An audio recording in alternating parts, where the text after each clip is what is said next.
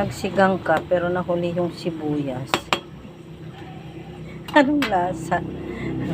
Pasensya na kayo sa sinigang ko, guys. Ito ay buto-buto lang. O, tingnan nyo, buto-buto ng ulo ng baboy yata to. Halo-halo na siya. Wala siyang laman. 25 pesos lang sa palengke.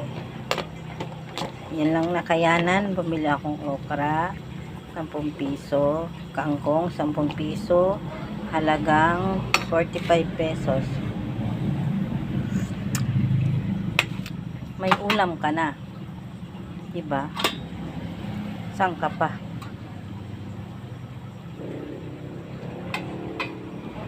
Pakuluan lang natin ang pakuluan kasi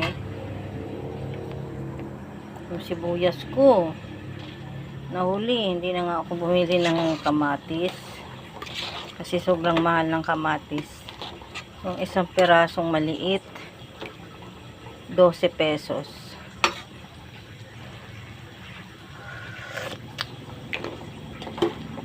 Ka pa bibili ng kamatis? Pero medyo matabang siya, ha? Wala ba tayong magic syrup?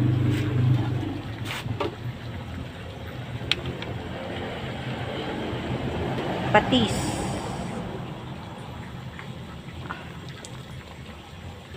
Patis. Lawrence patis. Ito na lang yung natira sa binigay na sa amin ng aking kaibigan na laging tumutulong sa amin. Shout out Tita Beverly. Maraming salamat. Luto na. Lumasa na yung sibuyas na nakalimutan ko. Oh, diba? Ulam na, 45 pesos. Arat na, kain na.